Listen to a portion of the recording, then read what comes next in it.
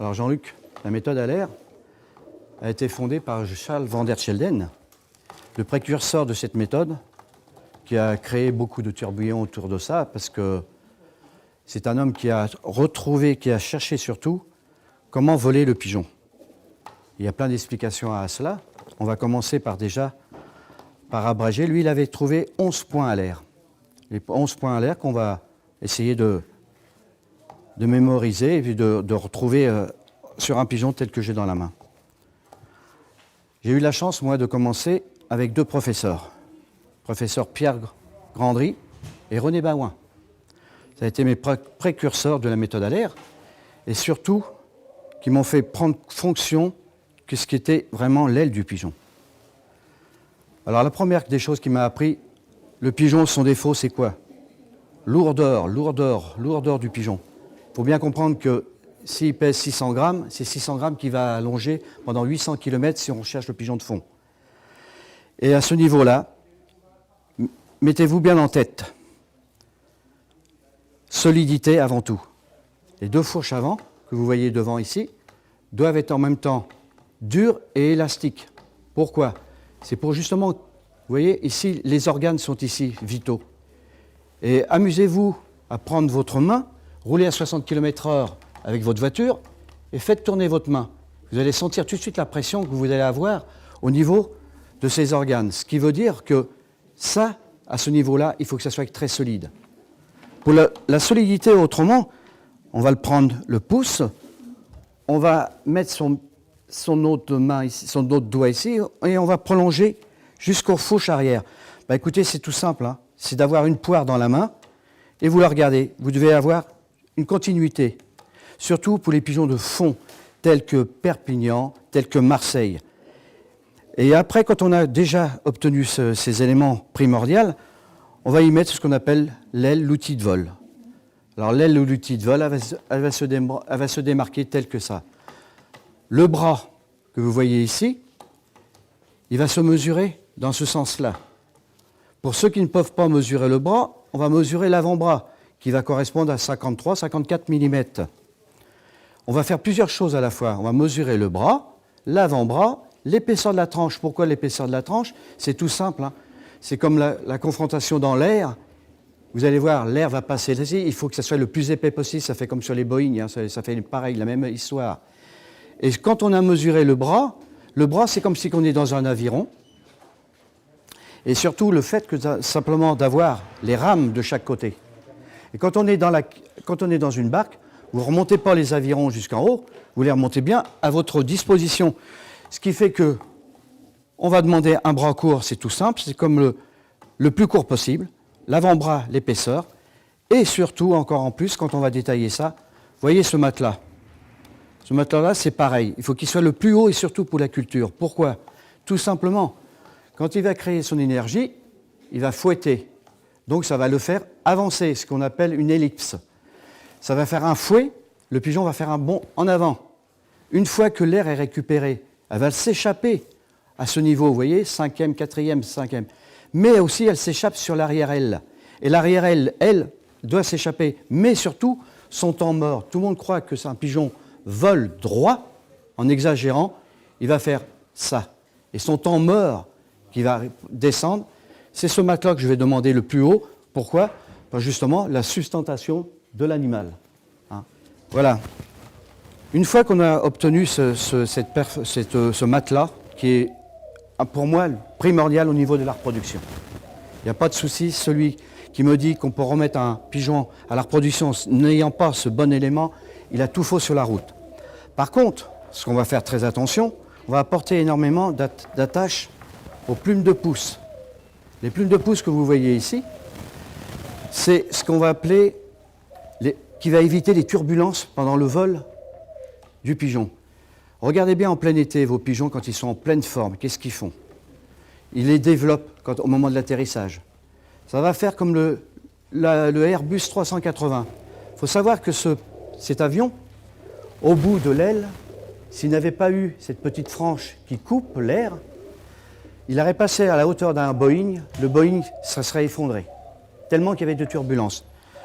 Il faut savoir qu'en soufflerie, ce pigeon-là, ces pigeons-là ont servi justement pour l'aviation, pour justement voir comment réagissait le vol du pigeon. Une fois qu'on a regardé ça, si vous avez un très bon pigeon encore en plus, quand vous verrez ces plumes de pouce diminuer en largeur comme en hauteur, si vous y tenez, surtout arrêtez-le, parce qu'il arrive en fin de carrière, il est, on va dire prématurément, il a vieilli d'un seul coup, le vieillissement alaire, ce que j'appelle. Une fois qu'on a déjà décelé ça, on va déceler ce que j'appelle, vous voyez, la formule alaire. On va mettre l'arrière-aile alignée, on va obtenir ce décalage et on va donner les 4 dernières, c'est ce que l'on appelle les plumes de frappe. Les plumes de frappe, c'est quoi? C'est comme je vous disais tout à l'heure, il va faire ça comme ça, va revenir et ainsi de suite. Mais le problème, c'est pas ça. Pourquoi on demande ça? La remontée de l'aile, il appuie. Mais c'est surtout quand il va abaisser qu'il va former ça. C'est ce qu'on appelle le moteur. Les 4 là, c'est le moteur. Vous voyez, j'invente rien. Vous faites ça comme ça. Vous voyez, c'est ce qu'il fait au niveau du vol. Regardez maintenant, au niveau du pigeon, si on obtient une fin d'aile qui n'est pas ventilée, ben c'est son hélice en fin de compte en gros. Si les plumes s'élargissent, ça va vers frein. Donc on va le destiner plus pour le demi-fond. Quand on va aligner cette arrière-aile, je l'ai dit tout à l'heure, une arrière-aile courte échappe plus vite l'air. Une arrière-aile plus profonde, on va dire, c'est le mot qu'on emploie, ben cette arrière-aile va faire aussi un frein. Alors beaucoup ont prétendu que plus l'arrière-aile était profonde, mieux pour lui, il va être moins fatigué. C'est faux, archi faux. C'est un frein.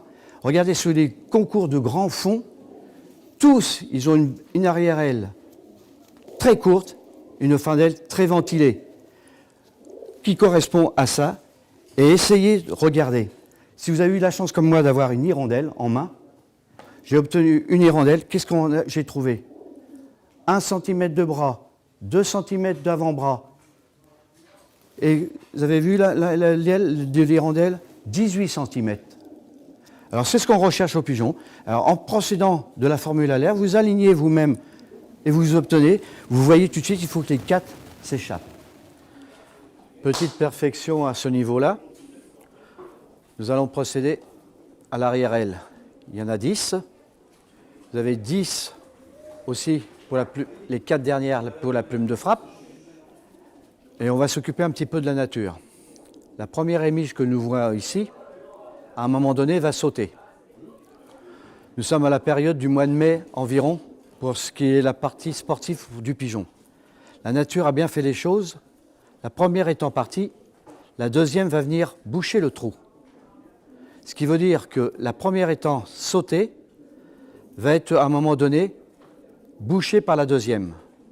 Ce qui veut dire, à un moment tournant pour la page sportive, ça veut dire que la première qui va repousser de nouveau pour un enlogement va faire que notre pigeon peut être ennuyé. Ce qui veut dire, au niveau de l'aile, au moment où il va le ramer, cette première qui va être ici va être gênée à la repousse. Donc, ce qui veut dire un pigeon en picot va être gêné. Si la plume est fleurie, aucun problème. Donc, le phénomène va se faire sur la deuxième, la troisième, la quatrième et la cinquième. Et à partir de ce moment-là, pourquoi que la saison sportive se termine sur un pigeon? C'est que la sixième va sortir. Mais là, la nature a obligé au pigeon d'avoir un trou. Ce qui veut dire que le rendement sportif ne va plus être présent. Ce qui veut dire qu'à ce moment-là, au niveau de la frappe, on va être en manque. Au lieu de faire un grand coup d'aile, il va falloir peut-être 2 ou 3, de façon à ce moment-là à rattraper ce qu'il a perdu au niveau de la notoriété du vol. Une autre chose aussi qui est le plus important pour moi, à mon idée, comme je l'ai dit tout à l'heure, c'est à ce niveau du plumage, ce que vous voyez ici, ce matelas. Sur certains pigeons, le rétrécissement de ce plumage, de ce que vous voyez ici, le matelas, ce qu'on peut apercevoir ici, vous voyez, en faisant ça de la même façon, si on ne veut pas dévoiler en dessous, regardez bien. Tout ce que vous voyez en ce moment, on peut détecter aussi l'âge du pigeon. Vous voyez là, ce pigeon de 2012 commence avoir des faiblesses à ce niveau-là. Ce qui veut dire aussi qu'il a pu être aussi bien, tout ce qu'il a dépensé en son énergie pendant toute l'époque de l'âge de son voyage, va faire qu'il va diminuer. Et là, on peut dire halte, attention. Colombophilie veut dire aussi pérenniser la colonie. Ce qui veut dire très bon pigeon veut dire aussi à ce moment-là qu'on va faire attention si on ne veut pas perdre notre pigeon. Ce qui veut dire qu'on va accoupler une femelle ayant pas ce phénomène et pour pouvoir essayer d'améliorer ce manque de matelas. Hein. On va revenir aussi au type de pigeon. Tout colombophile va vous dire « Oh, ce pigeon-là, il est capable de faire Barcelone. Il va faire « Oh non, c'est la vitesse. Oh non, c'est le demi-fond. » Non, je vais aller autrement, moi. Structure, ossoature, ce qui veut dire comme par exemple, allez, un nageur, on a tous la même formation. Est-ce que je vais être moi-même un fort nageur? Non, les nageurs, ils font 2 mètres de haut, ils font presque une largeur d'épaule, ce qui veut dire qu'à ce moment-là, on va rechercher le pigeon qui va être adapté à ce qu'on lui demande. Alors, pigeon de fond, pigeon allongé, comme une fusée. Quand vous voyez sur le plumage, la densité, regardez bien, toutes les plumes que vous voyez ici, c'est comme sur les fusées, vous voyez, quand ils rentrent dans l'atmosphère, on leur demande des écailles, les ardoises qui soient. Ben, notre pigeon, c'est exactement la même façon.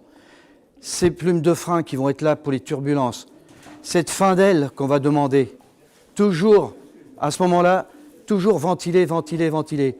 Ce doigt qu'on voit ici, le doigt que nous avons un pouce, nous avons les 2 doigts. Sur un doigt, vous avez une rémige. Sur les 3 que vous voyez ici, c'est le 2e doigt. Regardez, formation, c'est la nature qui a fait les choses. Toujours la même chose, perfection du vol, ce qui veut dire aussi, qu'est-ce qu'on demande à notre pigeon au bout de 900 km? La fatigue en moins. Notre pigeon qui arrive de 900 km, la moitié du temps, les colombophiles les voient à peine arriver, tellement ils font peu de bruit. Le pigeon de moyen, le pigeon de demi-fond va faire énormément de bruit quand il va arriver. On va l'entendre rien que pour le bruit de l'aile. L'aile ventilée apporte de l'aisance au pigeon et surtout de la fatigue en moins. Voilà. C'est lequel celui-là? 83, non? 90. Vous l'avez mis premier? Oui. Vous me trouvez une belle femelle. Pourquoi? C'est le pigeon que Guy Carbonel avait choisi dans mon colombier pour accoupler avec sa Charkov. D'accord. Bah oui. C'est qu'on n'est pas à côté de la plaque. Par contre, je ne sais plus ce qu'il vaut parce que ça fait plus de 2 ans que je le joue 1 ou 2 fois pour histoire de... Enfin, ça va changer, le changement va changer parce que j'en suis qu'aux prémices. Là, oui. Ouais. Ce qu'on demande, de toute façon, à oui, vous avez été disponible. Oui. Le problème de la colombophilie, c'est que si je viens ici pour vous dire, ben voilà, c'est votre premier, c'est votre deuxième, ah bah oui, c'est mon meilleur pigeon, tu le sais. Oui. Bon, ce qu'il faut apporter. C'est pas mon meilleur.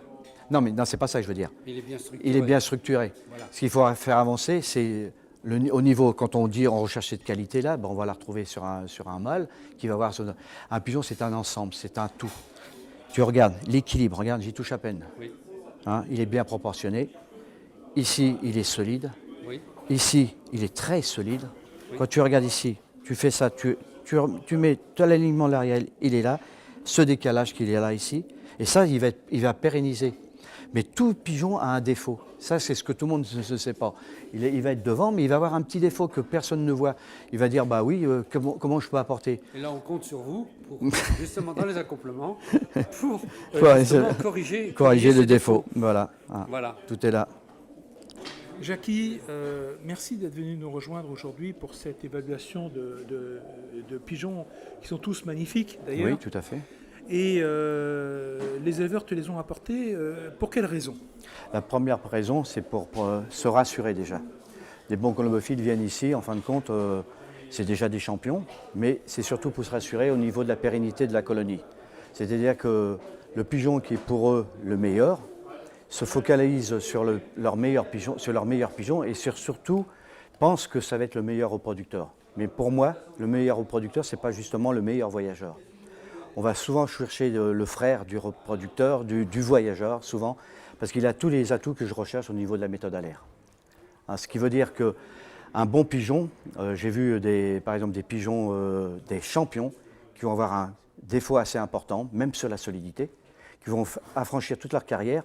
Mais malheureusement, au niveau de la pérennité, quand on va accoupler ça, bah justement, c'est là où que le bas blesse, c'est qu'en fin de compte, il ne sait pas reproduire les qualités qu'il a déjà acquis, hein, automatiquement.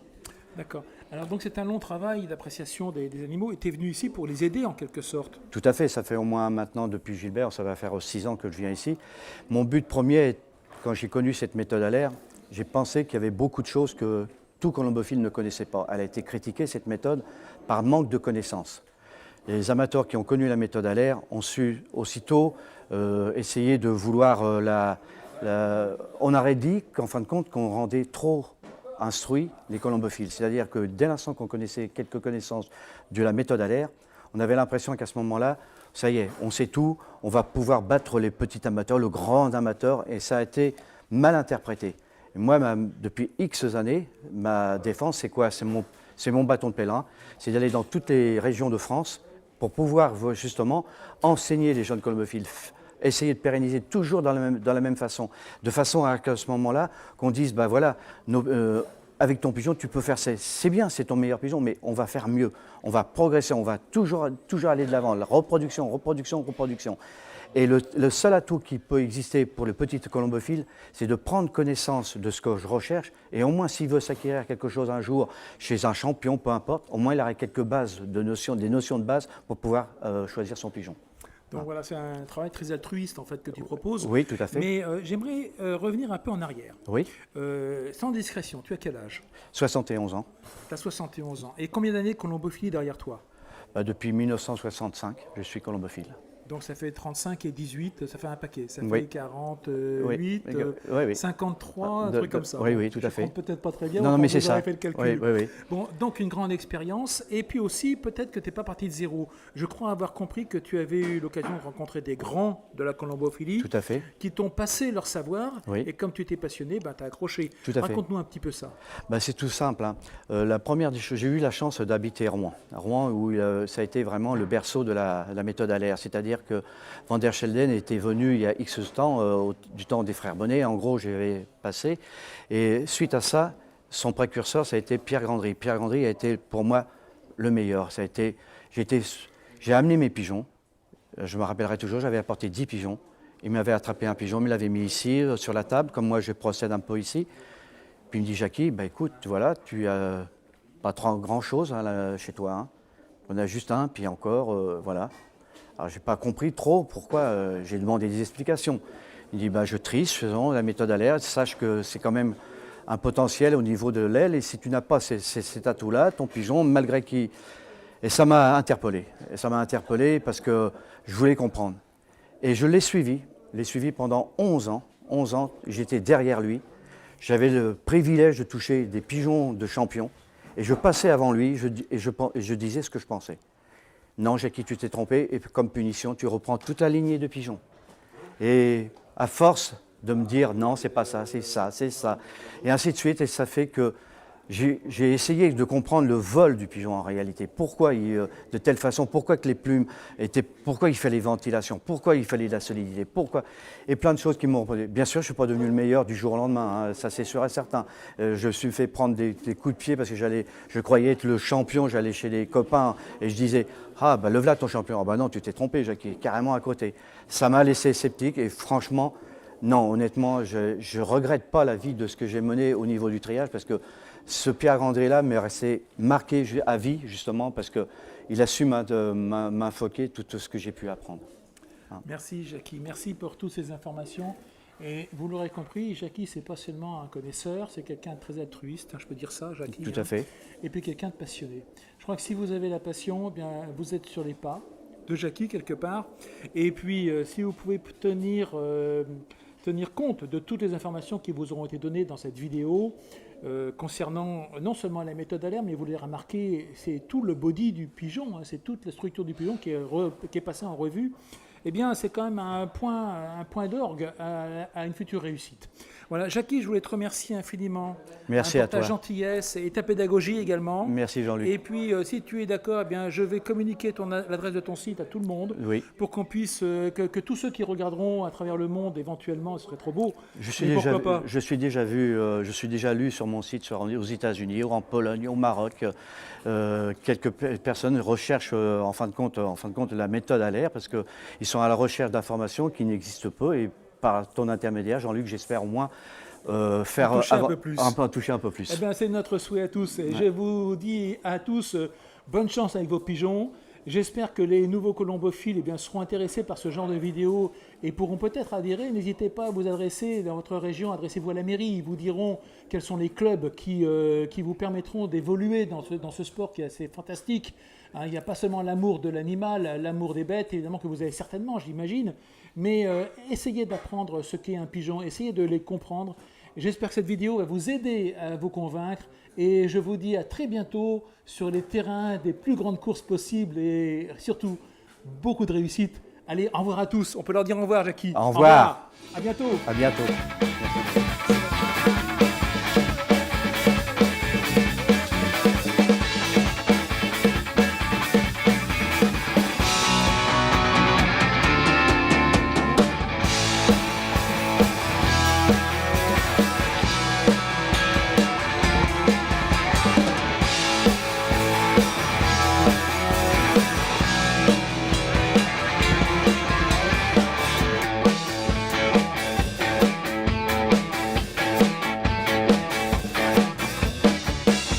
Tester.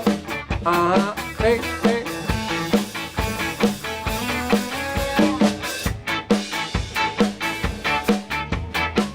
Bon. Ok.